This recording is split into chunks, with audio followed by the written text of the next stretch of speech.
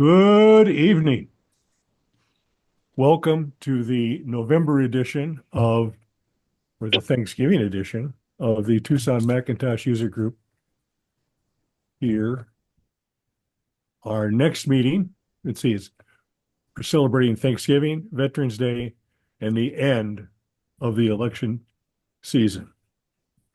Our next gathering will be on Tuesday, December 17th at the same virtual location.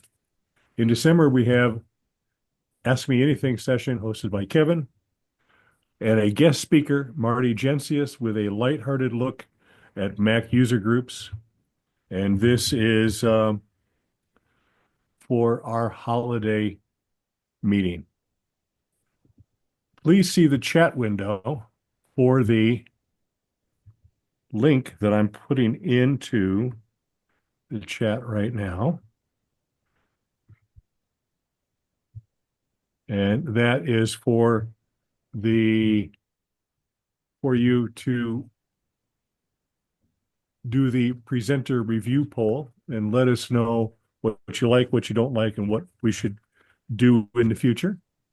And this is important to us because it helps us plan our meetings going forward. The new virtual door prize for our Zoom meetings, last month's winner was Logan White. Congratulations, Logan. He was here. Is he here now? Yeah, I see him, and he's even moving around and everything. And T-Muggy elections will be in January. This will involve no contentiousness, no yard signs, no bumper stickers, but we would like you to consider running for office. All members in good standing are eligible to run for any office. If you would like to learn more about the duties and the amount of time that this takes, please contact me or any of the officers, and we'll help you with that. And now that it's fall again, once again, TMUG is having a contribution drive for the Community Food Bank of Southern Arizona. If you send a check made out to Community Food Bank of Southern Arizona to the TMUG address, not only will we forward it when we make the TMUG donation, but we will double what you have sent in. So you can send in $20 and make a $40 contribution to the welfare of your neighbors here in Southern Arizona. Please subscribe to the TMUG YouTube channel. When we reach 50 subscribers, we'll be able to do more with our YouTube, such as live stream. I think we're getting very close to that, but if you have not subscribed as yet, please do so. You can find our channel on the newsletter and social media page of tmug.com. Are there any other announcements that I have forgotten? In that case, No, but Bob, one yes, Diane. second. You said to make the check out to the community food bank. Yes, that's correct. And Thank you. send it to the TMUG address. And all of this is in the newsletter. No, I Bob, read is there that, but I couldn't tell. I didn't get the idea that you had to make it out to the community food bank. Okay. That's what we want to do because we're going to send your check to them. You That just, way you can get the credit for it. right. That way you'll get credit for your donation. And TMUG will double that donation. And last year, we will send that in sometime probably between Christmas and New Year's, somewhere in that area. And we all know that the food bank is looking for donations every day of the year. Are there any for sales or wanted to buy items from the floor? Are there any nominations for T-Mug officers from the floor? In that case, we're going to turn the microphone over to Rich for his tech updates and security news. Okay. Are you ready? Are you ready to take the helm, Captain? Major, Yep. go ahead.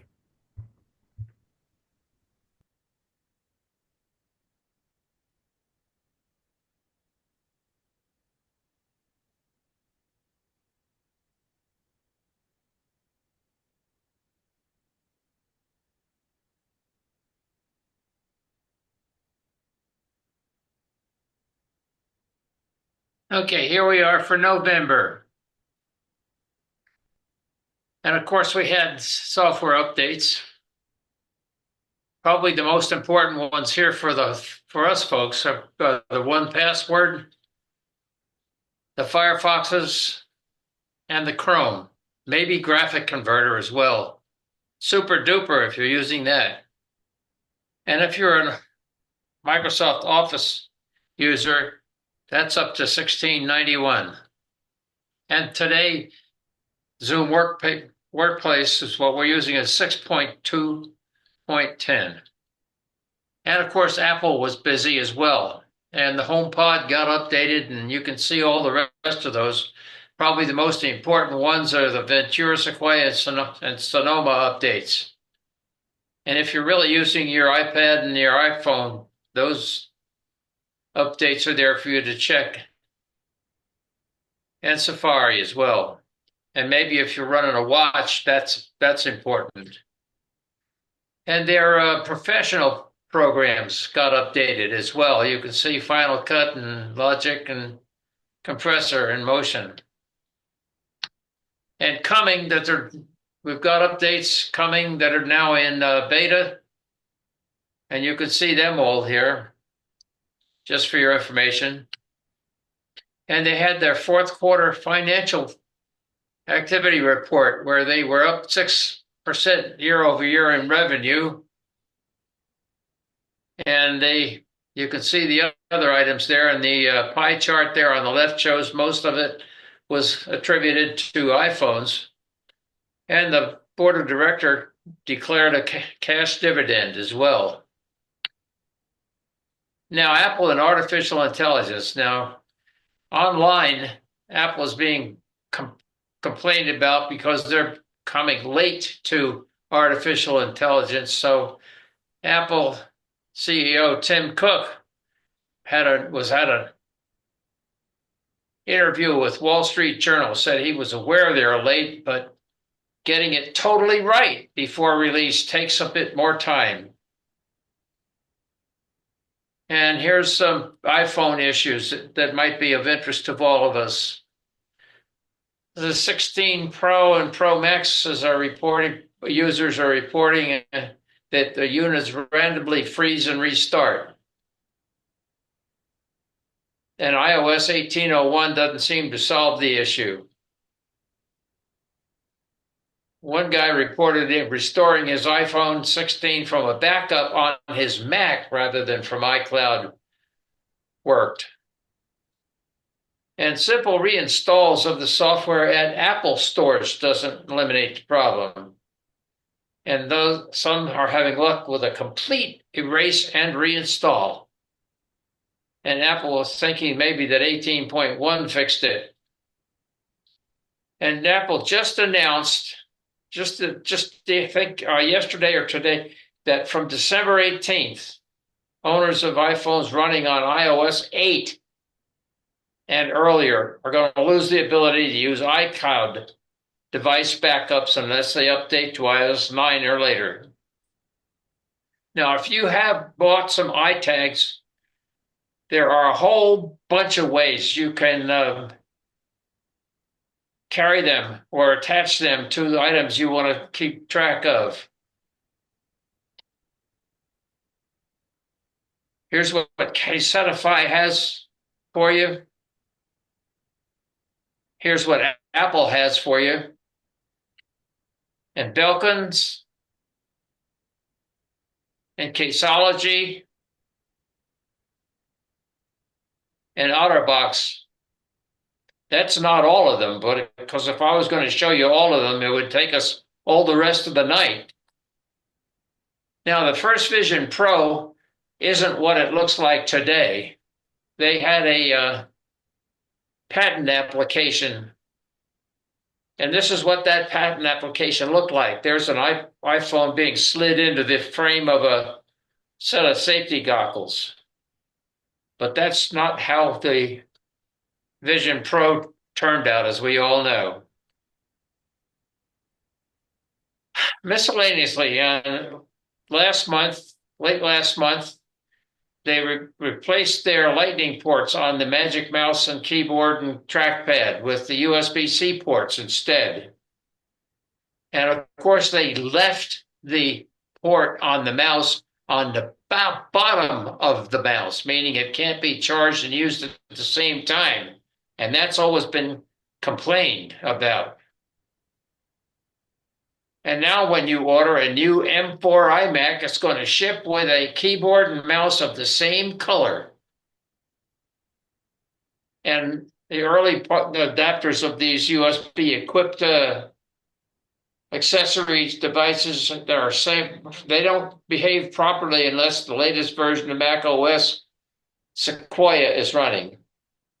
And another miscellaneous item, Pixelmator has signed an agreement to be acquired by Apple, and so far changes to Pro and Pixelmator for iOS are not yet planned, but that doesn't mean it won't be. It's just so far.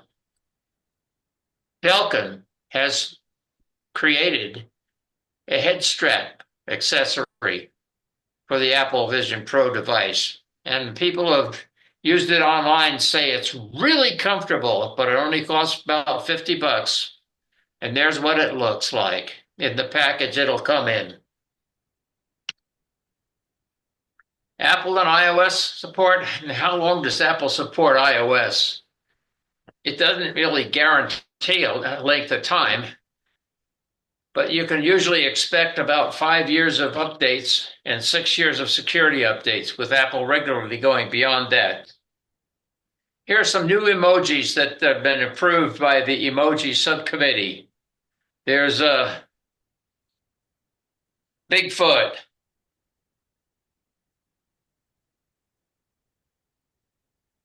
Here are the latest rumors that mean anything. Some folks think Apple is working on a new app store just for games. And then some others are Apple is supposedly evaluating the possibility of a TV set, which may be part of a new smart home push that would include a wall-mounted smart home control center. But that's not going to be coming anytime soon, they think. So thanks for your attention for this part of my presentation. Now we'll take a look at things that are of security interest. And starting with the software update that has a bunch of fixes. Of course, Chrome always has fixes, and Firefox as well. And Adobe, of course, their standard fixes. 1Password, that's probably the most important one for us and for those who have Office. And Apple had security updates in Sequoia and the iOS, iPadOS releases, Safari, Watch, and Vision. So you can see the numbers there on the screen. How about cybercrime news? We now see that the scammers are now posing as Apple security, and this particular instance stole thousands from a Wichita senior woman. This is how it went down. She got a text message on her iPhone claiming her Apple ID had been used to make a purchase, and if she didn't make that purchase, call this certain number there. So she rang the number, and that's when the con started in earnest. She spoke with someone who convinced her hackers would be using her Apple ID in order to drain her bank account. And scammers happen to be very well practiced at being exceptionally convincing. What this man said was sufficient to persuade her to do what he said and transfer thousands of dollars from her bank to a Venmo card. And once she had done that, she was told to use the card to buy gift cards totaling $3,500 from two local Home Depot stores. Unfortunately, she made those purchases voluntarily and revealed the gift card numbers to the scammers, so her bank could not refund her the money lost. And so, not to get caught in scams like this, you should remember that Apple never phones or texts people, and that no other companies will ever ask anyone to buy gift cards. Now, here's another piece of information about cybercrime.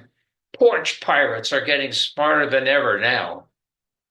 Wall Street Journal says thieves have begun targeting iPhone deliveries across the U.S. because they gain access to the AT&T tracking numbers. And since AT&T doesn't generally require a signature for delivery, the porch pirates can stake out homes and instantly grab the package before the homeowner is even aware that it's been dropped off. The journal says some thieves are dressing up as delivery drivers themselves to allay suspicion. Now, AT&T requires signatures for delivery in high theft markets, but they have no plans, apparently, to require them if you don't live in one of those high theft markets. So they suggest that in-store pickup is also an option. Ha ha. So it'd be best to be more vigilant when waiting for packages to arrive this season. Finally, Apple has been regularly updating XProtect and Gatekeeper to do what it can to keep the bad guys off of your operating system and files. And they specifically updated XProtect early this month in response to recent U.S. election interference from outside sources. And that's it for the safety part. So, of course, the overall moral of the whole story is stay safe. And I am now going to stop sharing.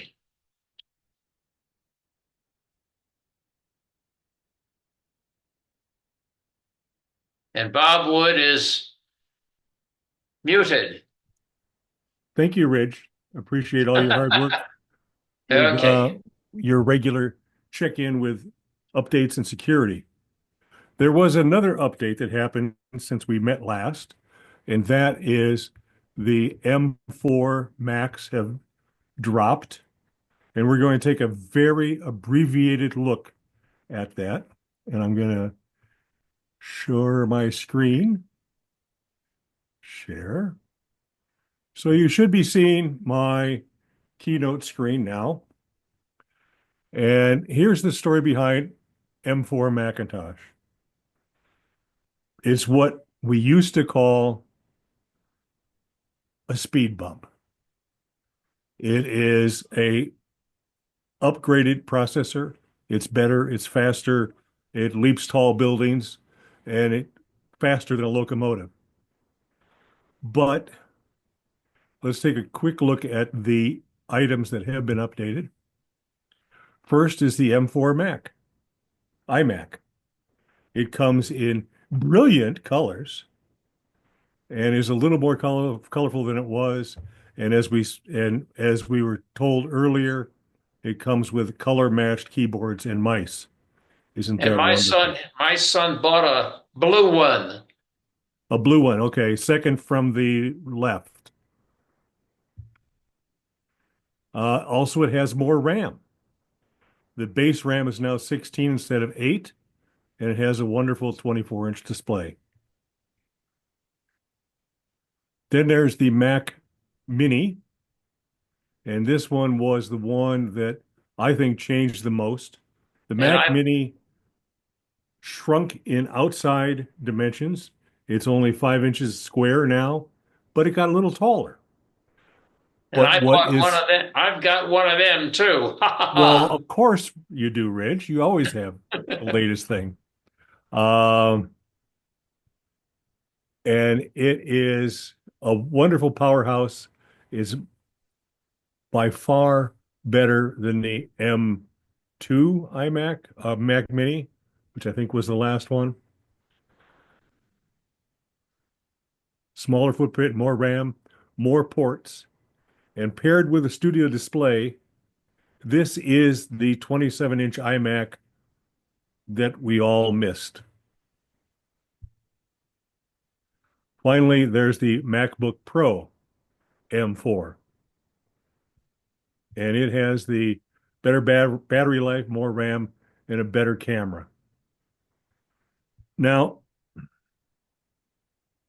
these are all wonderful things, but the real question is, who should buy one of these? If you are I gotta have the latest and greatest thing, well, then go start shopping because this is the latest and greatest. If your current if your current Mac is an Intel-based Mac, then I would strongly suggest that you start looking at the M4s because the difference will be startling. If your current Mac is an M series and it's straining with your workflow, then an M4 might upgrade to an M4 might be the right thing for you. Is your current Mac have an M series chip?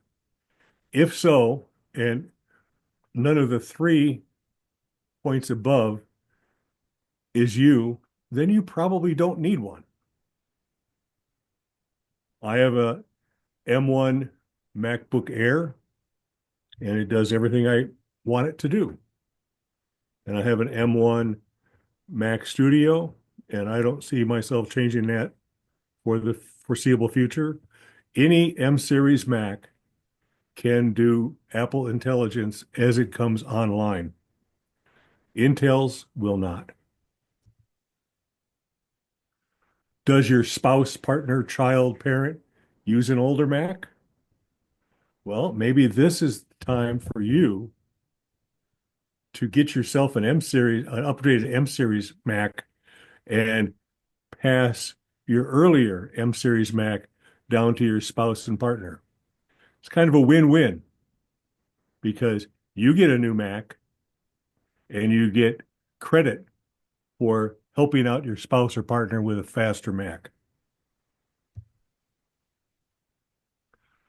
If you go to the Apple YouTube channel, you can see many videos extolling the virtues of these new M4 machines. I'm guessing that most of us here really don't need an M4. Allison's raising her hand. Uh, but she probably wants one, and she might even need one. We can't hear you, Allison. You're muted. If you want to put your 2 cents worth in, unmute. I was trying to be polite. I didn't know. Whoops, I lost my video when I did that. There we go. No, I actually don't need an M4 either. But I did want to tell people the one big thing is they all come with 16 gigabytes as a minimum now, which used to be a $200 upgrade. So it's like it's $200 cheaper. Yes, and rationalization is something that we can use to help us buy almost anything. We can rationalize just about anything. Yes, that Ferrari will get me to the post office so much faster than my 72 Chevy. Okay, are there any other questions or comments? In that case, I'm going to stop sharing. And because Allison had a comment, that's like the perfect segue into her presentation. And she's going to talk about tiny Mac tips. These are, and correct me where I stepped wrong, Allison. These are small, little bitty tips that some of you will go, oh, I know that one. Some of you will go, Oh, I used to know that one, but I don't know it. Did forgot about it. Thank you for reminding me. Or I didn't know that. Isn't that wonderful? So, Allison, you're on. All right. Well, hello, everybody. That is a really good way to describe these. I think it'd be fun if you want to keep score. You want a little column. Didn't know that. Did know that. You know, I knew all of those, but that one. I want to give a shout out to Roger. Hi, Roger. And I see Melissa's here. Melissa should be beaming. I did a post this week where I explained that something I told her she was wrong about probably 8 years ago, I announced that she was right, but you'll have to read my blog post to find that. Let me I'm a patient person. What can I say? I hope that tickled you, Melissa. Did in all the right places. All right, I'm going to share my screen, and this is going to be mostly demo, but I'm just going to share my whole desktop. We'll see what goes horribly wrong in my personal account when I do that. You probably don't need to see this. Do you see my face down in the corner with it says pod feed under it? Yes, we do.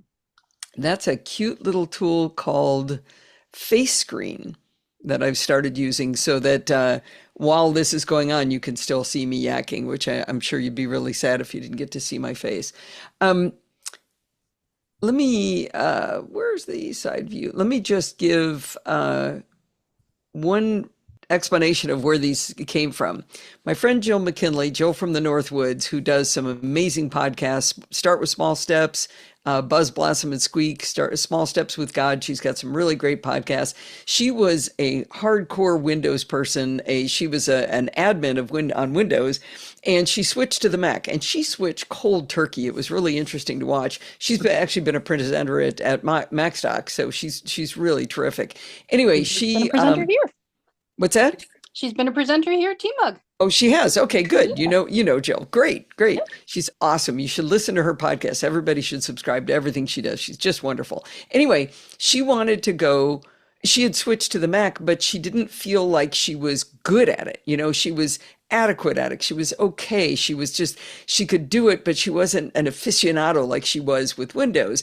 And she wanted to know all the little tiny hidden tricks that make you go from being maybe a piano player to being a pianist in an operating system. So I wrote up a couple of tips for her, and I thought, well, they might make a good blog post.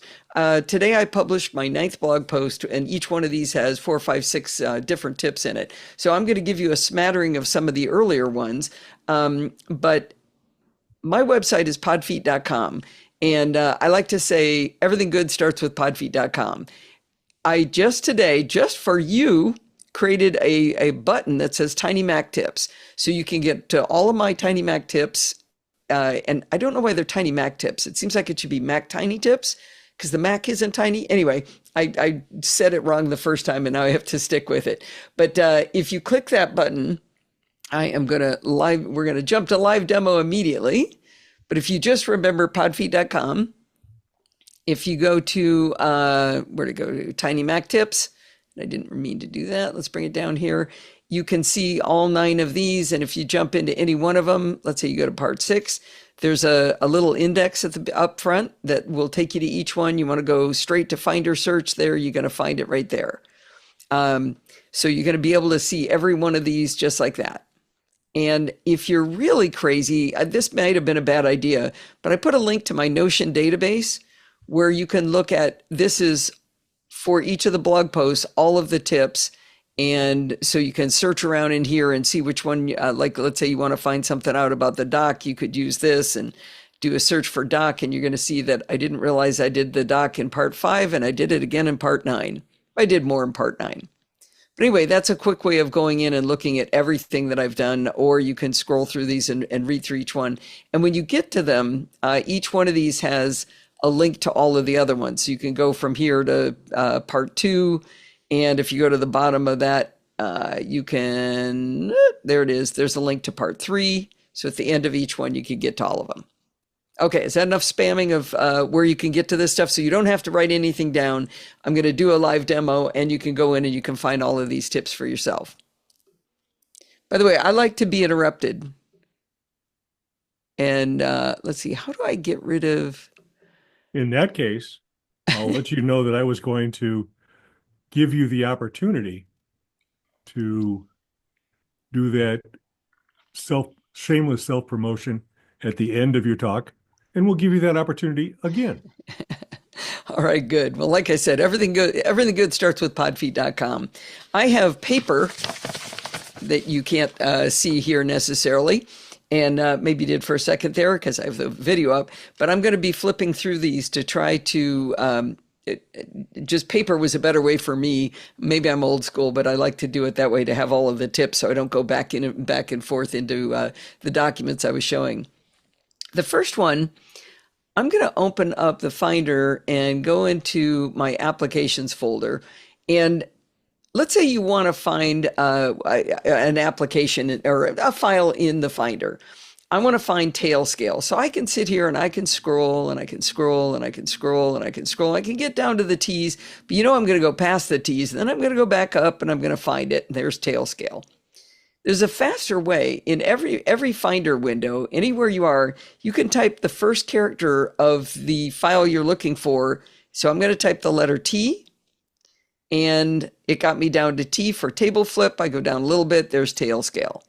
I can even go a little bit better than that. I can actually put in more than one character. Let's say I want to find the file, the application Slack. I can type SL, and it took me right to Slack. If you're quick about it, you can actually type 3 characters, but I'm usually not that quick. I can't get them all in that length of time. That's the first tip. Allison, can you do that in column view? Because I have so many people that use column view, and I like list view myself, but I can't get people out of column view because I've got a lot of switchers that came from the Windows world and they love their column view. Yeah. You can't do that in column view. I love that. Wait, you can do it in column view. Okay, show me. Because I'm in column view. You mean list view? Well, yeah, I like being in list view, but then every time I try to type the first couple of characters in column view, it doesn't seem to work for me. I've been demoing it in list view. I know in list view, but and then in column No, view. I'm sorry. I've been doing it in column view. You're in column view. Okay, I'm looking on my iPad. It's small, and you're typing the first 3 characters, and it's going there. Yeah. And have you have KY. it sorted? You have it sorted by name? Then is that why it's working? Yeah, I'm not Melissa, sure. you have to make sure that you're in the last column, though. Mm-hmm. Is that What why? you may be doing is you may be in the Macintosh HD and not in applications. Yeah. Okay. So after you tap on applications, you actually have to tap into one of the apps. I'm usually Before you could do in it. documents. I'm usually in documents when I'm in there. All right. Well, this is dangerous. I can't. Well, sorry. yeah, I don't think I want to show my documents folder, but let's see. Sure. This isn't big enough. Let's see if I make something. I mean, I view everything in lists Okay. and folders, but Here we go. I'd love to be able to go, levels and columns. I'd love to be able to just type to it, but all within column view, from column to column to column, type to type to type. I just want to type three letters, type 3 letters, type 3 letters. Yeah, you can't exactly do type 3 letters, but let's see. I'll start over here, and I want to get over to the right column. I'm going to hit the right arrow, and then I'll type an E. That gets me to embedded image. I hit another right arrow, and I hit the letter I, and I'm in images. Well, I am, and there I'm in images, and another right arrow, and I'm to the file. Okay, so we just have to add a right arrow in between typing letters. Yeah. Right. And then that's how we can do the same thing, navigating with the keyboard, just adding arrows in between there. Yes. Okay, I'm gonna try to teach myself that muscle memory. Okay. Well, if you think about it, you're sliding over and back. That's what you're trying to do, right? You need to get over. It doesn't know to get over until you tell it to get over, because it says, I'm already showing you the list. What is it you want to do? Okay. And then you can go the opposite direction, right? Then you just press the left arrow to go back then. Yeah. So there's the right arrow and there's the left arrow. That would be really helpful. And then it does depend the sort order that's been pre-selected. So I'm going to show you a tip I didn't know. By default, I think it's in alphabetical order, and normally you have to be in list view to change the order. But if you're in column view, and if you have some empty space, you can right click over here and you can do sort. Well, let me finish doing the tip for people who don't know. Okay. Yeah. Kind of feel a little interrupted there. So sort by, and I'm going to go into date last open, for example. But only if you have to have some empty space to be able to do that. So for example, if I'm in applications, there's no place for me to get to that right click sort by menu. I could do it over here though. So I could say sort by and do that by, let's do it by size. And then you'll see Xcode went to the top. That's a bonus tip. All right, I'm done with one. Sorry about that. Thanks for showing me that. No, that's okay. I'm going to open a file. One of the things that converts from Windows don't know or get annoyed by is the fact that we don't have a true delete on the Mac. So I'm going to open up this file and in TextEdit, let's say I wanted to delete that T. Well, I don't have a true delete. If I hit the delete key, it goes to the left. And in Windows world, delete is to the right. So I have to go over to the right and then go back, delete, and hit the T. But let me undo that. What I can do is I can hit Control D, and that does a true forward delete. Do y'all see that? I'm hoping this cool little Keycaster app I'm running that's showing you the characters on the bottom left is helping you see those. So that's pretty much for the Windows people. I think Mac people are used to just deleting the other direction, but if you really do need to delete forward, and sometimes you do, it seems like a good way to do it. Shift delete does the same thing. Let's see. Nope. Does on mine. You can see I'm hitting Shift Delete in the bottom left, and it's going the other way. You may have done a key mapping to that with some other tool, maybe. No, I'm in BB Edit. Let me try another. What app are you in? You're in Notes. I'm just in TextEdit. Yeah, I've never seen Shift Delete work for that. You might have a Keyboard Maestro, Macro Maestro, whatever it's called. No, I know Keyboard it Maestro works. Macro. It works in Office and it works in BB Edit. Let me open up something in. Yeah, but I'm thinking maybe you've got another tool running like what's that one? There's a lot of tools that can do that. Okay, well, I know it's not standard, so let me go on.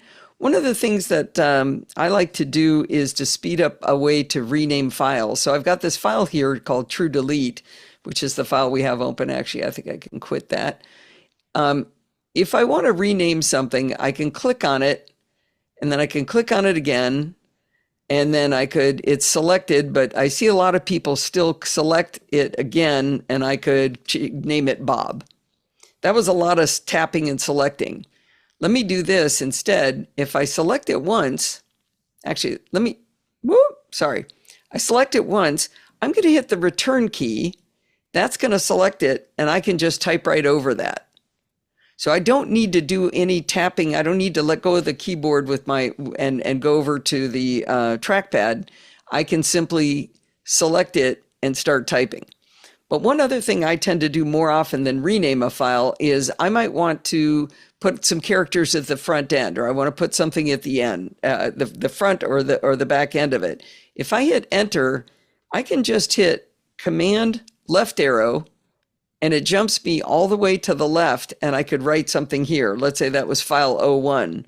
Or I can do Command right arrow, and I can go back over. It's a little different. There's some other characters you got to do there, but actually, let me select it again, Command right arrow. Yeah, it goes all the way to the end, but I could add something with a couple of characters there. So it's a little quicker way to do it where you don't have to let go and go to your trackpad. And I find it an easier way to do it. So right now I would do Command left arrow, and I'm going to hit Control D 1, 2, 3 times and hit enter, and I'm done. And I never let go of the keyboard. Any questions on that one? Try it without the Command key. It'll do exactly what you wanted. Yeah, it will. Actually, And if you do it again to the right, it'll do it without the extension. I think that's what my notes said to do, but I'm so used to using Command and Tab that I did it instinctively. Good point. Yeah, so enter and then just right arrow, and it gets me right to the end. I think that is what it said. Let me check my notes. I should read what I said. Yeah. Right arrow to move to the end. Thank you. All right. Let's see. I'm going to open up this file right here, and it's going to open up in preview. And one of my favorite things is that I can never remember where things are in the menus, but I don't need to know where they are. Let's say I want to draw an oval on the screen here. I could click on this to open this up, and I could go over here, select it, and I could say oval, and it would drop an oval in. Let me hit a delete. So I don't want to do all that. I just opened up preview. I don't remember where the ovals are. It's actually up here if I go over to tools and I go to annotate and then go all the way down to oval, or I could do Control Command O, but I don't use it that often. So what I can do is I can go to help and I can just type in oval. And if I hover over this, it shows me exactly where oval is, which is, and I don't even remember. Every time I look for it, I don't remember because I know I don't have to, because I can just hit enter and there's my oval right in the document. And that's a lot faster than any of the methods of going to the tools menu and memorizing where it was, or even trying to memorize the keystroke, because I don't do it that often. And now I don't even have to go up here and turn this on in order to see those commands. Isn't that cool? Does everybody already know that one? You guys are a pretty sophisticated group. I got to know how many points I'm getting off you guys so far. All right. Everybody's asleep. I'm not looking at the image at you guys, so you guys could all be asleep for all I know. All right. I'm going to quit that. Another thing that I like to do is to copy things between tabs without ever opening folders. Copy things between windows or copy things between tabs. So I've got a spare window here. Oops, it opened on the other screen. And let me put it in an inconvenient place. Let's say that I want to move this file down to here. I can take it and simply drag it down here. And if I wait a second, it'll pop to the front and I can let go. But I can also do that. Come on, there you go. I could also do that by opening this in a new tab. So let me open this in a new tab, and I'll go back here and I'll be in this tab. If I want to move something from this tab into that tab, I can simply drag it up to the tab and let go. And now I've moved it over into that tab. It's a pretty easy way to move things back and forth, and I think it's an efficiency thing to know how to do that one. Nothing ground shaking there, but it's something I like to do. Let me do why is it not doing it the first time? Undo, and I'll go back and let me close that one. All right, I'm going to show you the first thing I do with a new, oh, by the way, this is that update they were talking about, that this 15.1.1, it broke right before I came in here. I figured I wouldn't do it right before for this presentation. I will do it as soon as I get off the air though. So one of the first things I do on a new Mac is I don't like to click. I don't know what it is. It just really bugs me to click on a trackpad. I know it's a fake click and it's not wearing the clicker out in the trackpads anymore, but I just really, really, really hate to click. So the first thing I do is in System Settings, I go into Trackpad and I turn on Tap to Click with one finger. This drives me crazy when I get on a Mac and that's not turned on. And even if you don't need to use it all the time, it's just less pushing with my hand, and I worry about getting carpal tunnel syndrome because I'm on my Mac so often. So I turn that on, but I also turn on click or tap with two fingers. So I can bring up a contextual menu. I'm not holding down the control key. I'm using two fingers to tap right there. So I could do it with control click, but I don't want to do that. I just like to be able to tap with two fingers and open it up. There's one more that I like to do, and I don't like to have to click and drag a window or click and drag a file. Instead, I like to use a three-fingered click. And that one's, instead of being under trackpad, where it would be perfectly normal for it to go, I go into accessibility, and it's under display, which makes no sense. And let me see, where did it go? It's down here. Actually, let me double check my notes because it might not be where I'm saying it's going. System settings. Let's see. Oh, sorry. No, it's not in display. Something else I'm going to show you is in display. It is in pointer control, trackpad options, dragging style, 3-finger drag. So now and unfortunately you can't see, here's my 3 fingers going down onto my trackpad. With 3 fingers, I can drag windows around. I can drag files around. I can grab this file. I can move it around. I'm just using 3 fingers. I'm not ever clicking. And I love that. I don't know why they bury it so far. It used to be under trackpad, but they moved it, I don't know, 4 or 5 revisions ago. All right. Is anybody still there? I haven't heard anybody talk in quite a while. You guys all awake? Yep. All right. I've got a I missed question. the video. For the one you just did in accessibility, can you do a find on it? You could do a find. Can it find it? Here's one of my that's the favorite things. question. 'Cause Watch this. Want to try to find login items? It can't find it. It happens to be right here on the main page under general, but it can't find it. So can I do a find on that? Let's see. Let's search for drag. Or 3-finger or something. Yeah, I would do 3-finger.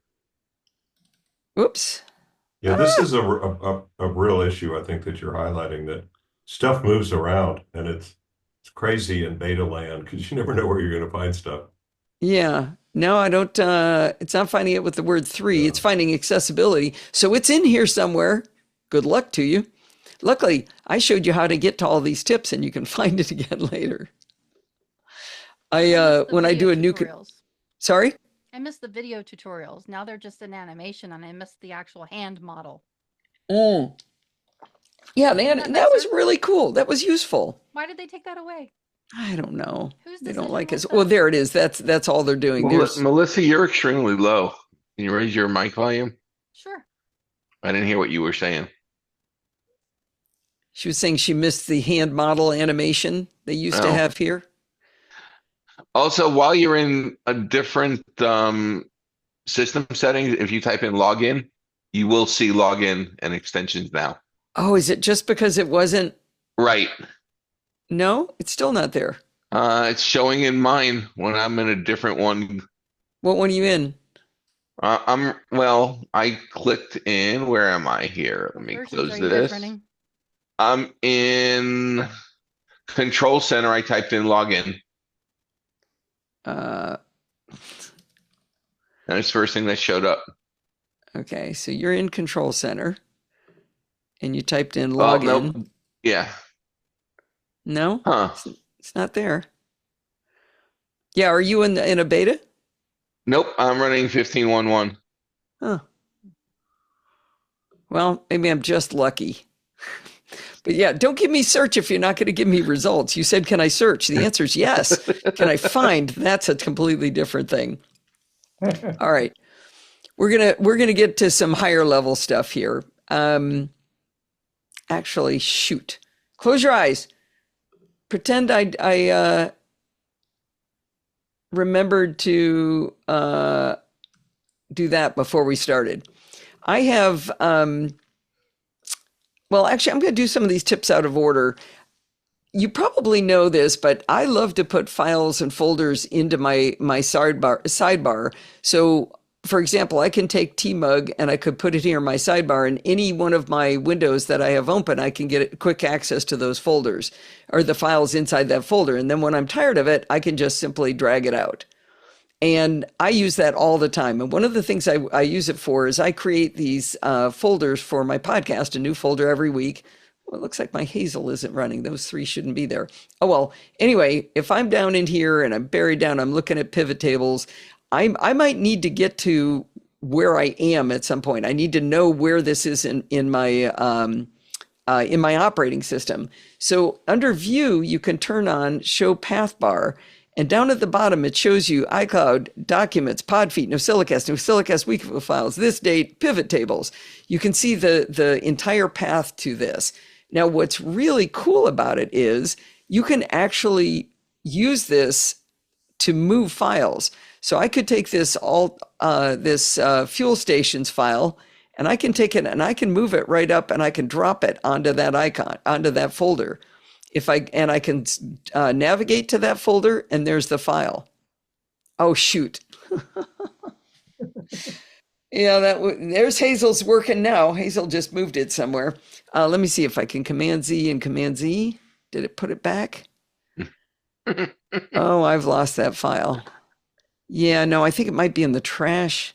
I've got all kinds of things that go on in here. Oh, well, I'll find it later. I can reproduce it. Would it be in your recents? I don't show recents, so I think it's probably in my, would it be in my trash? Why would it have done that? No, I think it actually moved it to my Sonology is what it just did. That's okay. I can recreate it. But anyway, it does show you that you can move things in and out. You can navigate here. I can jump up and go back into this folder, and I can use the back arrow to get back down to where I was. So it's a real handy thing to have that open. Now, if you are on the nerdier side and you ever use the terminal, you can right click on one of these folders and you can say open in terminal and navigate immediately down to the folder that you just right clicked on. So if I do a PWD, you can see that I'm in Allison, Documents, PodFeed, NoSilica's, blah, blah, blah. You can see the whole path.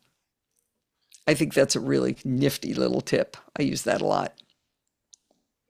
All right, any questions on the path bar and the fun of it? All right, let me see. What is my next tip? It looks a lot like this tip. Okay, checking my notes on what I want to do. All right, we're going to open a, that was not intentional. I'm going to open up text edit, and I'm going to create a new file, and we're going to call it Hello World, because that's what you do. And let's say I want to save this, and I'm going to go to File Save just so you see exactly what I'm doing. And what it's got open is this TMUG folder, because that's the last place I was. But what if I wanted to save it in this folder that I've already got open? It's right here waiting for me, my pivot tables folder. That's where I wanted to put it. Drag the folder. Can I do the tips, actually? Yep. Yeah. It's more fun for me as a guest if I get to do it first. You're welcome. But what you can do is if you hover over this at the top, this reveals what's called the window title icon. And you can drag that over here, and then it's going to immediately change that to the pivot tables folder. So it's a quick and easy way to do that. Wherever you see the dialog box, you can always drag the folder over it and let you see it like this. Now, what I like to use those window title icons so much that I turn them on by default. And of course, they're buried in system settings. Let's see if they, window title icons. Nope, it's not available to us. So it is, believe it or not, in accessibility, because everything good is in accessibility. And this is the one that is in, let's see, this is, remember I said something was in display? It's over here. And it's called Show Window Title Icons. And now if I turn that on and I get out of system settings, now you can see it's there permanently. I don't have to wait for it to hover. So I can go into Mac Tiny Tips and I can drag this over here. And now I've immediately jumped into that folder. So any place that you see the this dialog box, an open save dialog box, you can switch into it. I love the window title icon. That's also called a proxy icon, but they kind of changed the name on that. Oh, I'm going to do a tip that's coming up later. But let's say I hit quit here, Command Q. Now, by default, if I hit enter, it saves. But what if you don't want to hit save? You want to hit delete. I find it really tedious to use the cursor, go over, let go of the trackpad, drag my hand all the way down and go delete. It turns out Command Delete hits that delete button and quits. That's one of my favorite things. Anybody already know that one? Yep. Yeah. All right, we've got teacher's pet here in the front row. All right, and I just showed you the folders in the sidebar. I hope this is gonna work in, I can never remember if this one works in Zoom, but I think it does. I've got maps open. And of course, we're looking in Tucson. And I think the text is way too small in maps. Each time I zoom in, I'm trying to read this East Speedway Drive. Each time I zoom in, it's keeping it the same size. Now, I happen to have my screen resolution extremely low right now. I'm at 1920 by 1080. But what I do to see things on maps is I'm going to hold down the control key and I'm going to scroll up with 2 fingers on my trackpad. Is that getting bigger for you guys? No. Ah, phooey. Okay, well, I'm going to ask everybody to play along. Dagnabbit, I was afraid you I want to wouldn't. try it. Yeah. So go into our favorite place. We're going to go into accessibility again. And from here, we're going to go into, I do this all the time. Where is it? It's a Zoom. Where'd Zoom go? There it is, up at the top. Got it. And then use trackpad gesture to zoom. I'm sorry, use scroll gesture with modifier key to zoom. Toggle that on, and then it's set with the control key is what I use. You can change it to something else if you want, but I use the control key. So this works really well in a live setting. I did this constantly when I was doing the demo at MaxDoc because doing this talk at MaxDoc because there were people, 200 feet away in this giant auditorium. And I was able to hold down the control key and zoom up and show people at the back what I was demonstrating. So I think that's a really good feature. And especially if you're low vision or just don't want to squint, don't want to wear your glasses, whatever it is, you can zoom in and out on that. Oh, that's what you're trying to show. Okay, so yeah, because it wasn't doing it live in Zoom. Yeah. Yeah, this is one of the things that actually is kind of like a little signature of mine. So if I've touched your computer, that switch will already be on for you guys. So have them So it prepare, also we'll have works switch with the on. scroll wheel of the mouse, right? Yes, exactly. Yeah. Control mouse scroll wheel. Yes. I Yeah, use it 100 times a day. It's probably my favorite tip to ever show people. That's one of my favorite ones. All right, we are ripping through these. I'm up to number 13. I already did. Let's see, what have I got up next? Oh, this is one of my favorite ones. Let's see. What folder should I open? Let's open something in here that's got a lot of files. That one's not enough. Let's get one. Doc, I'm looking for something that's got a lot of files. Well, that's enough. Lots of files, like scrolling for days. Come on. Have you? Yeah, I'm trying. Is there something what have I got that's got more? Oh, this was a good one. Okay. Let's say I select all of these files and I'm thinking, oh, I want to do a get info on that first one. So I use Command I to get info and I don't notice that I've selected 15 files. Oh, I got a spinning pizza wheel. No! Oh, we can't see it, luckily. You just see 2 open right now. Oh Right. man, Right. did I ask it too know. many? It's not as dramatic. Well, how many? Oh, it's Only 15 items in there. yeah, there's only 15. Whoa, I Okay. broke the finder. Did you see that? Yeah, it crashed. Let's try it again. How did you do that? I asked it a hard question. Command I. There you oh, Yeah, look at that. oh. Try Wow. try with 3. What happens if I you do wonder one? why it's well, let's give it a second. It gets better by itself. I blame Zoom. I wonder, just does or weird maybe it's things. annoyed by the file. Well, I'll tell you what might be the problem. Yep, there it goes again. This first file is gigantic. Oh, well, there you I mean, like seriously gigantic. How big is it? It's 83 go. You're megabytes. just getting info on it. Yeah, it shouldn't be, but let's try it without it. Be able to handle it. No, it's something else. I'm telling you, it's Zoom. Zoom just doesn't want to play along. Okay, well, if I can get it to do just a couple, we'll give it a second. How I'll do you do. get out of there? I'm sorry? How do you get out of there if you have a spinning wheel? Oh, I'm just waiting. It crashes That's on the its own. finder restarting itself. Mhm. Let's just do 3 of these and I'll do a get it. There we go. We got There you 3. go. Imagine my demo was working perfectly and I had 50 of them open. You've all done this where you accidentally open a whole bunch of documents at once. It turns out if you hold down the Option key and you click, they'll all close together. Oh, it's option. Okay, I wondered about that because I knew you could do that with Finder windows, but I wasn't Yep. sure about the information window. So it's option. Yeah, Finder You, windows. Well, I figured info was a Ding. quicker, easier way to show a bunch of. you could also hit Command Option W. For the Right. info windows, though? Yep. It's Okay. part of a Finder window. Okay. Yeah, that's what I use. So in She Command did it W. with one less key. I did have to click though. He's taken his fingers off the keyboard. Let me see. Let me try. So let's see. Yeah, If but I a lot of open, people here prefer the click over just keyboards. So keep that in mind. let's open all of these. Oh, so this is a bunch of PNGs. If I hold down the option key and click that, this is going to be very dramatic because it That'll opened it. just hide that application No, from the it just Finder. closed. No, it just closed them. The So it- preview is still open. It just closed all those documents. That's incorrect. So it doesn't matter the file type, whether it's a get info window, a Finder window, a PNG file. Yeah, preview, whatever the application is, option and closing that closes the whole thing. Option and closing it. All right. Now Yeah. we've gone on the post-it note, Allison.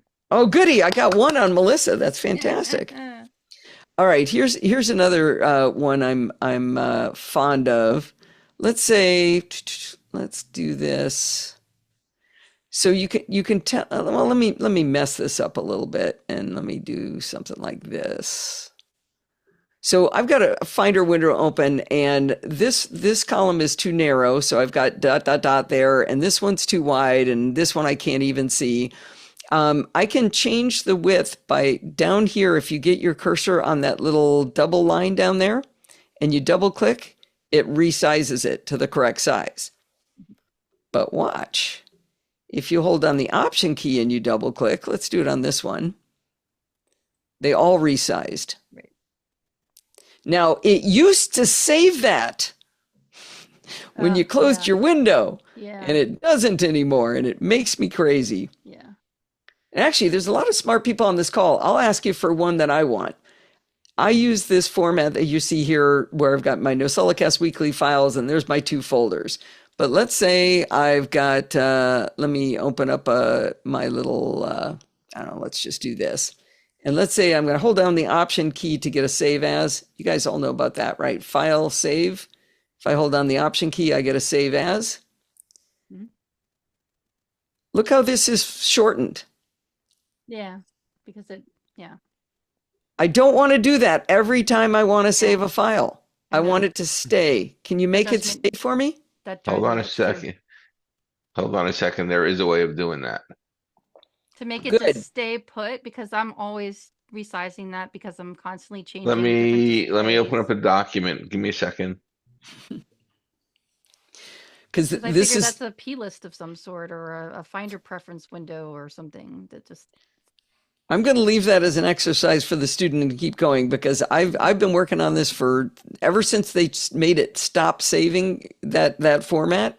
Mhm. And it's if you find it, you definitely get a gold star. Like now it's stuck because I'm in the same document. But if I quit and I open up, I don't know, I'll open up this PDF and I do a save as, Yeah, see, it's before going to be you were broken again. Now it is within this time. But like Okay, tomorrow, I just did it on mine, and what I did is I moved it over while holding the shift key down. shift. so in this setting, In the save as dialog. can you hold on, please?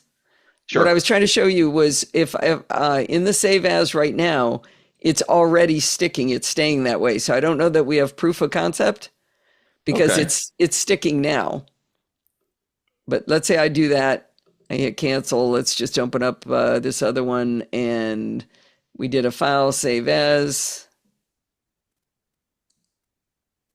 So you're saying if I do the shift, see, I don't really know how to test it because it saved it for me temporarily, but but in a while, in a reboot, I don't know when, it's going to stop being correct again. It's going to be overwritten Yeah. when you change your window size. If you And find that by that survives a reboot, I would definitely like to know about that. And does it save, Kevin, also, does it does it survive app changes? Because every exercise you just did were all in preview. Different What apps. if what if Oh, yeah, would it transfer across pages, Keynote, and every other text edit, and Yeah. every other Finder dialog open? Would it So there, transfer it's across? broken again. Yep. So it didn't. She's didn't right, it was survive Yes. across apps. Yeah, same on mine. It was broken when I changed. Shoot. I want you to be right. I really do. There's got to be a way to do it. Sidebar save position. Well, if you press Command J, that save default, that's a lie too. They've been lying to us for years about that save default. That button is useless. Which is, where are you seeing that? Command J or under the view menu when you're in the Finder. Right now. Oh, okay. Mhm. So show view options. Show view options. Well, it used to. That's the thing. Well, you have to be in list view. Oh, You have to be in list view. So you're Okay. there. Yeah. So see how at the bottom it says use defaults, because I customize that all the time, and then I say, all right, for this Finder window, keep it this way. Use it as the default for screenshots. Always show them to me by the date that I added them, because I always want the one that I just added to be at the top, and just keep it that way. Ooh. Hey, why don't you do, let's see. Will group by date added help? Yeah, but then it doesn't stay that way because I click that little liar for use as defaults button, and it lies to me. So you're saying if you open you want it for all windows, not just for the one Not that you were just on. necessarily. I mean, I could Okay. live with it that way for all Windows, but you know, it's a Mac. It should just work. It should work the way I want it to. It should stop lying to you. Exactly. I don't All ask right. for much. It can happen. Oh, let's have some more fun here. I showed you how you can move up and down the path here by using the path bar. If you hold down the command key, you can do it right here too. That one. Yeah. And sometimes that's a little easier way to see it if you get super buried, and you've got, this is all scrunched up, you can't see the names. You can hover over them and they kind of squeeze in and out of the way, but you can always hold the command key and just see the entire list right there. And it's a little easier to read, I think. And so you can just pop up and go, oh, there I am. I'm back up where I wanted to be. Whoop. I think there's a button you could put up there too. A button. Yeah, if you right click on that toolbar there, you can customize it. Uh-huh. And what button are you talking about? I think there's a path. Yeah, the path button. Drag that up there. Just plop that up there. Yeah, I think that might even be, isn't that up there by default? No? Not typically. I usually have to put it in there. Okay. Yeah, that's another way if you don't want to remember your Yeah. if you don't want to remember your command key there. Mhm. Yeah. I that's know a not lot of pointers and clickers. bad. I'm always trying to stop pointing and clicking, but I get that that's Yeah. good for people. That's Tips and fun. tricks. I like it. I like it. Let's see what's next. Oh, so I did a tip on the dock, and then I did a really deep dive on the dock this week. I'm sure you guys know that you can choose to have the dock show and hide, and I'm sure you know that in system settings. Let's see if we can search for dock. No, It's terrible. I think it's under desktop and dock. There it is. So you can change the size and magnification, position. You've got a whole bunch of controls you can do here. But it turns out you can do a lot of them with what I call the magic splitter. If you right click on that, actually, let me move my face. I don't want to draw on my face. If you right click on that, you can do a lot of different things. For example, let me turn hiding off so it'll stay still. And why did you move over here? I don't know why it did that. And but you can also turn on magnification from here. And I don't like that, so I'm going to turn it back off. You can change the position on screen, so you can put it on the left side of the screen or the right side of the screen. Now, why? Longitude, stop. That's something that controls my lights and camera. It shouldn't be coming over here. But apparently it thinks every time the dock moves, it wants to do something. I always think this would be a smart place to put it, that we've got wider screens than they are tall. I should use that screen real estate. And something about it just bugs the heck out of me, and I always end up putting it back on the bottom. Does anybody use theirs on the left or the right? Nope. I use mine I on the use mine on bottom. the left. Oh, we do have a lefter. Okay, lefty. I'm the It- same as you, Allison. You know what you know where I think that comes from though? I think it's from all the years that we were used to using the Apple menu because that was on the left and we were just kind of accustomed to that. And I think we wanted that back so badly, but it just wasn't quite great. And Oh, we ended up putting maybe. it back at the I'm bottom. I'm a And stage Allison, manager fan, so I like I have my stage manager stuff on the left, and on the Oh. right-hand side, I've got two screens, so I can't have it on the right because I slide over there. Well, do you know about the option features with the divider? that's what she's going to show you. I'm not done. Okay. Let's see when I'm done, see if I've got anything else left. You can also choose how to minimize, whether you like the genie, which is fun, where it squirts in and out, or the scale effect. And you can go right into the dock settings. The other thing you can do is you can add documents over here on the right-hand side of that splitter, and that's why I call it the magic splitter. Let me change. No, I'll just leave it that way. One of the things I learned just this week, well, let me show it to you first. So I've got a folder here, and if I click on it, I've got it set to open in a list view, or which one's that called? Yeah, list view. But you can change it with options. You can change it to a grid. So when I click on it, it's looks like icon view. Whoops. And one more options. I can go into fan. And when I click on it, it kind of fans out like you're fanning things out on the table. The thing that I found really interesting, I didn't know, let me see, is it option? Yeah, I think it's option click, and I click, phooey. Pretend that worked properly. If you do option click on this, it opens the folder. Oh yeah. I just learned that one from John Syracuse on the Accidental Tech podcast. But I also just recently changed this to a list view because I didn't realize how nice it is to be able to go in and go, okay, I want that one file. I'm going to open that file and I've got it. Now, was there something else in options you wanted to tell me about? Yeah, there's two things that you could do is I use a trackball, but you hold the option key when you move your mouse up and down while you have that there, with your two fingers on your trackpad. Oh, yeah. It'll You don't have to hold the option key. Well, to hold the option key down, you'll see something different. It does it in stages. Okay, that's kind of fun. I'll tell you another reason to know this trick about using the option key to drag it up and down. If you're ever using two displays and you start noticing that applications are opening on the wrong display, go to the display where you want them to open and just give this a little wiggle. Just up, down, and it tells it, oh, I'm sorry, I forgot you're supposed to be on this display. Another thing Except for you, Logitune.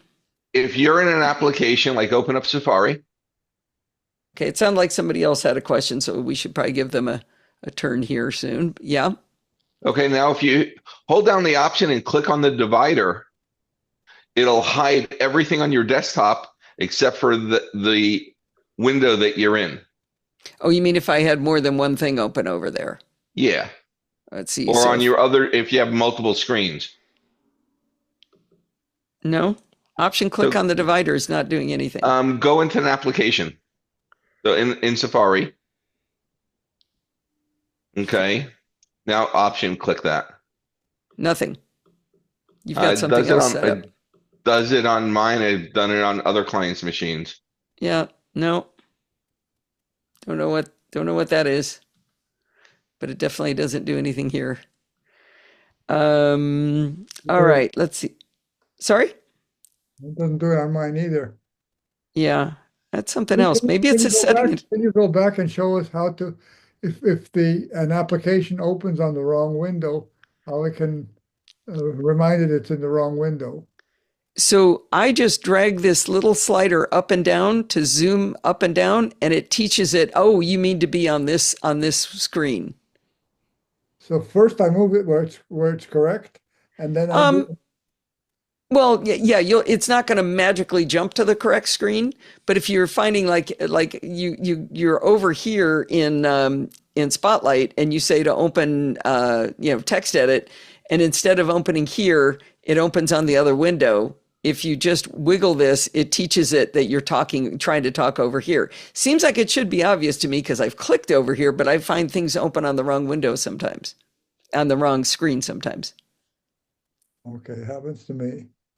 I've got to figure out Well, why. one thing with multiple monitors, when you use a vertical dock, if it's on the left side, that defines the leftmost monitor, right? And the right side becomes the rightmost monitor. Okay. Because the dock always has to be at the extreme of your view of two monitors. So it's got to be on the right of the right-hand monitor, and so on. Oh, that's kind of restrictive. Yeah, it can be kind of weird and unexpected. So Yeah, I use an application that I actually I turned it off for this, but it's an application called Yoink that lets you drag files into kind of a little placeholder thing. So I can drag this file here, and then I can go over to I don't know, let's go someplace I know won't act weird. I can take it and I can drag it and put it down there. oh, that's cool. Yeah. I didn't let it go because it was going to move it out of iCloud. But yeah, it's a real nice it's a little menu bar app. I want to say it's in Setapp. Yoink. This is what it looks like. Also helps if you have 50 Finder windows open. Yeah. I do find it's nice for when I'm trying to drag one thing from one application into another, especially since Right. I'm a heavy Stage Manager user. A lot of times the app I want isn't upfront, or if you're a Spaces user, you might want to drag it into Yoink and then flip over to the other space and let go of it. It's pretty cool. All right. I'm way off script, but this is fun. I like I have a interactions. minimization question. Sure. Are you running the latest version of Mac OS? Are you in Sequoia? 15.1. No, 15.1, not 15.1.1, but yeah, Sequoia. Well, I haven't upgraded yet, and I was wondering if you can tell me. They took it away. It used to be a feature where if you pressed and held down I think it was the Shift key. Let me check and see. Either Shift or Option. Let me see. I think it was Shift, and clicked the minimize button in the Finder. It would, in slow motion, minimize to the dock. Oh, it's still gone. I loved that feature because one of the things I usually customize for people is I minimize the window to the app icon so that it doesn't clutter up the dock. And when people say, where did it go? I say, look here. And I press the Shift key down, and then in slow motion, you have to show it very slowly. And they took it away, and I was hoping I wondered if they brought it back, and they didn't. No, it doesn't look like it. I missed that. But we do have the new features of being able to do things like this, move this to take up the left side and make it over and go to the right side. And if you hold the Option key down, you get a bunch more options. You can go up into the corner of the screen. Let's see, you can center it. You get a lot more options under that key with the Option key again. Those are fun. Yeah. The first beta that did that. I did something like that recently and had a lot of trouble. I opened 2 Safari windows.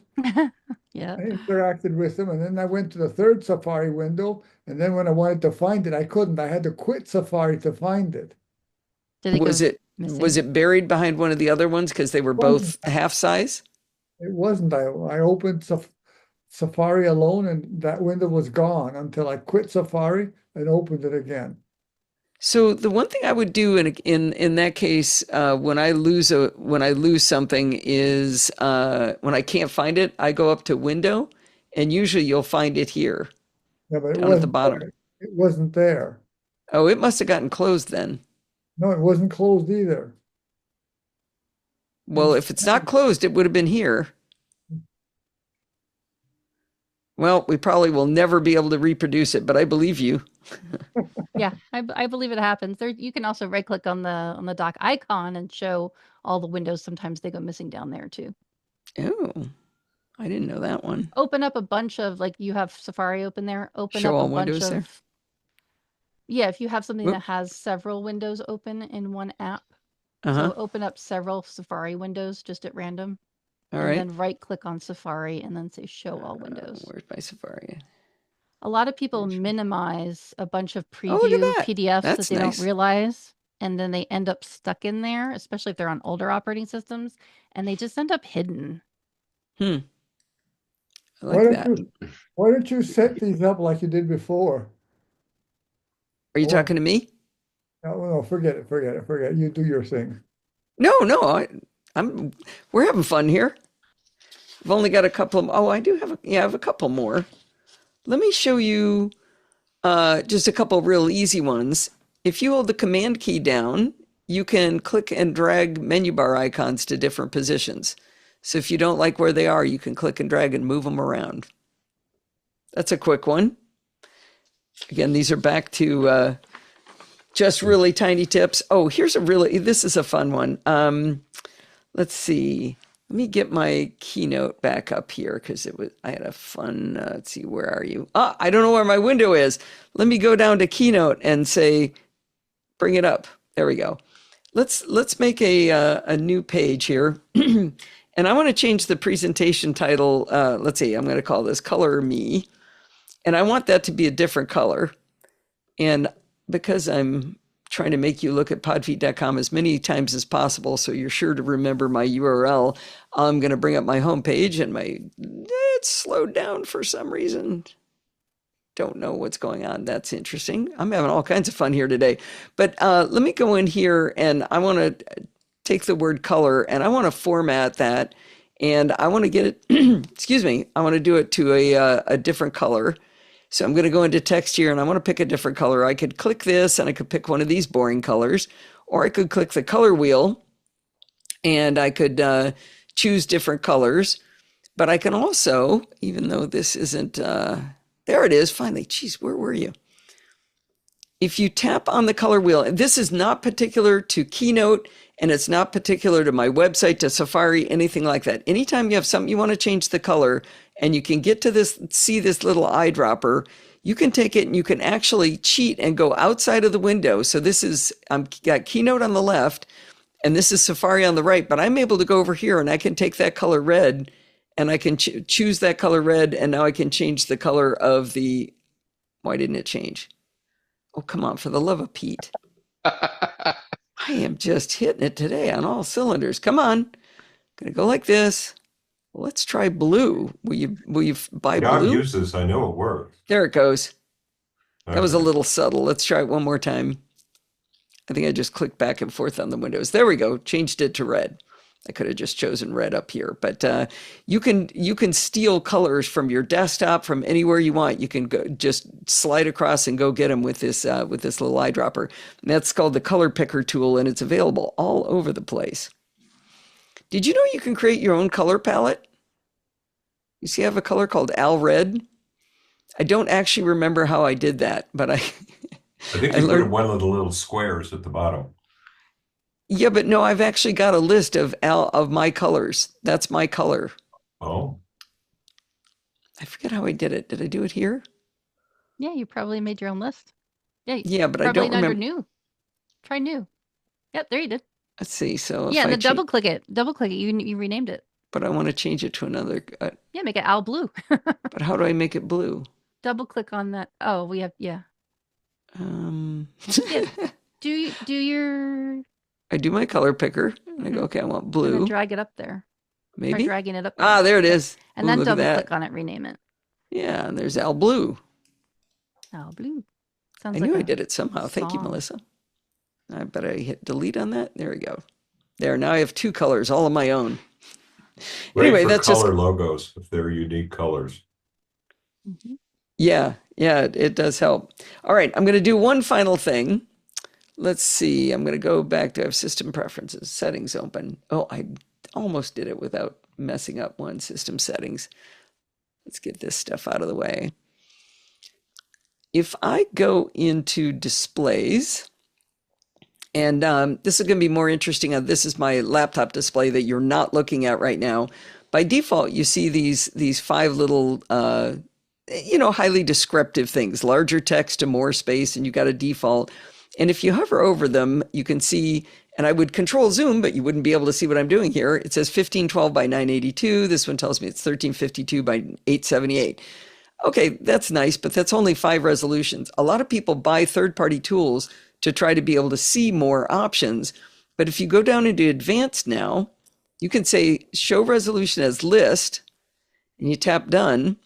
And then there's a toggle that says show all resolutions. Look at all of those. Isn't that cool? I use those to hide the notch on the MacBook I was Pro just in about to tell that, Tip. displays. Boy, Oh, Kevin, never you mind. just love telling it right before me, don't you?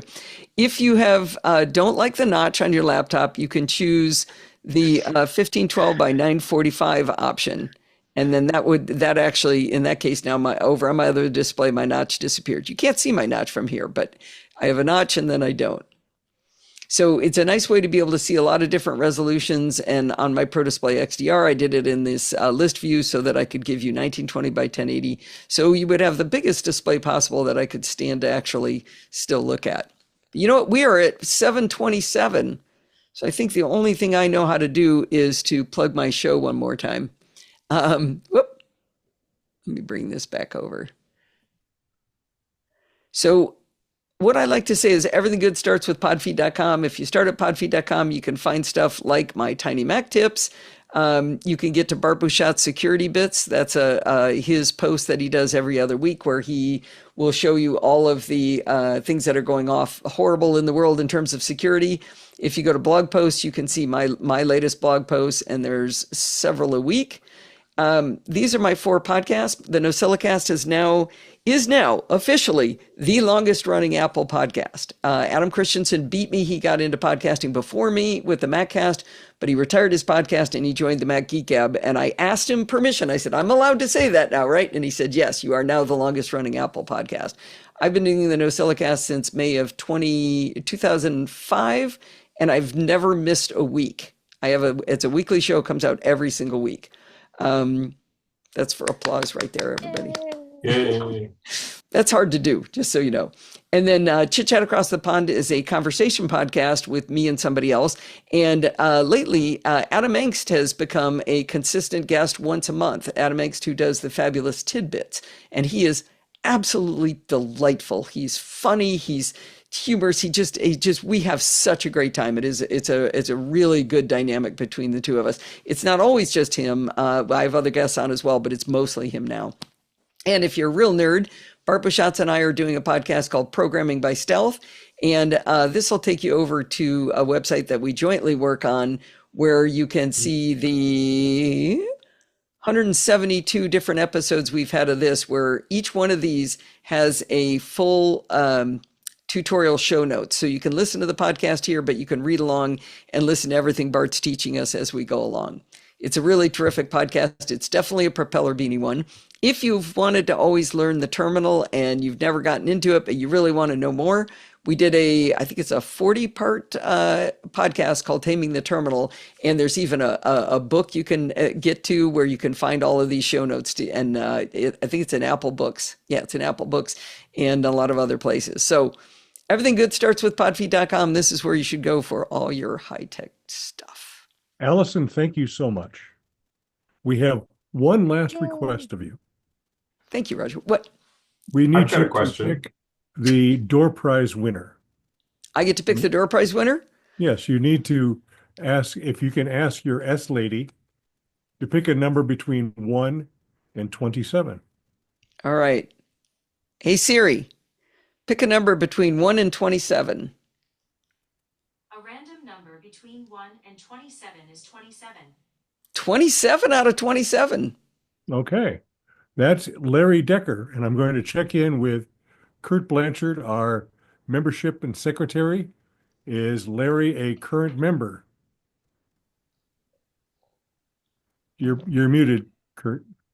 You're checking. I understand. See how smooth this is? Kurt was all ready to check that for us. That's fun. Somebody had a question. Yeah, I did in terms of I've got a Windows friend who sends me emails to Apple Mail, and the fonts come out really crazy. And he swears he's doing everything normally on his end, I think with Outlook. Ooh, But in that's Apple above my Mail, pay grade. You're going to have to do that on the Ask the Expert panel, I'm afraid. okay. I meant to ask earlier, but Yeah, no, I'm not the expert on that. I've seen that as well. Bob, you need to pick another one. Need to pick another one. Hey Siri, pick a number between 1 and 27. A random number between 1 and 27 is 14. 14. 14 27 is isn't between 1 and 27. Lee Segman. I don't recognize that name. Oh, Lee, are you He's right there. Are you a T-Mug member? You're muted. You're muted, Lee.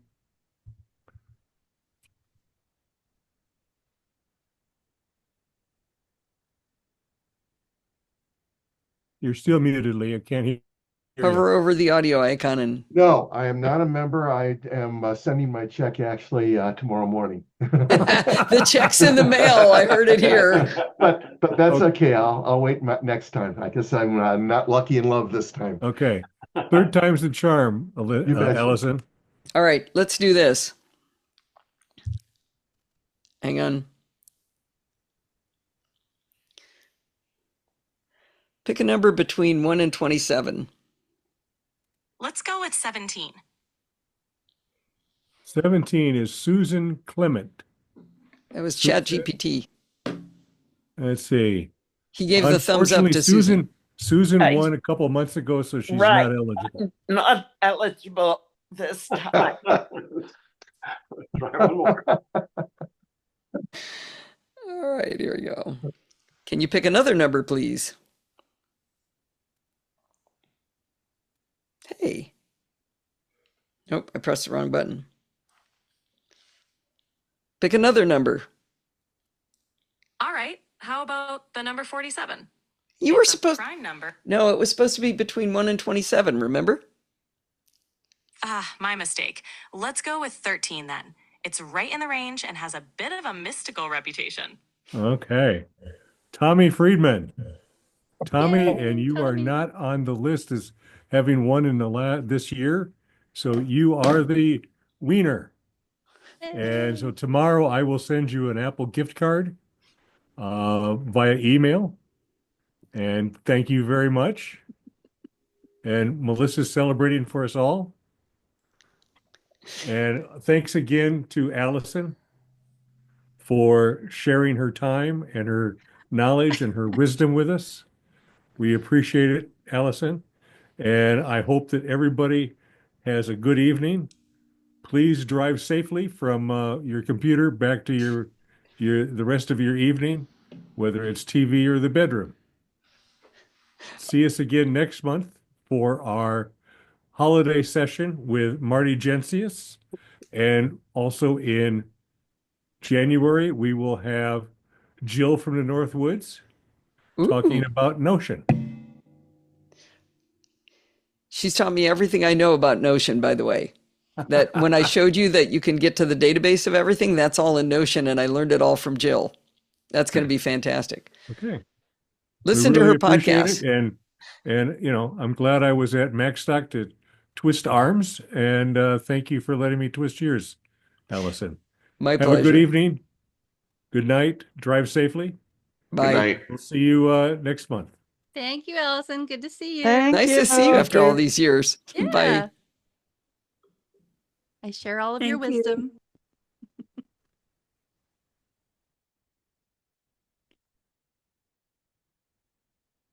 Oh, where's the link?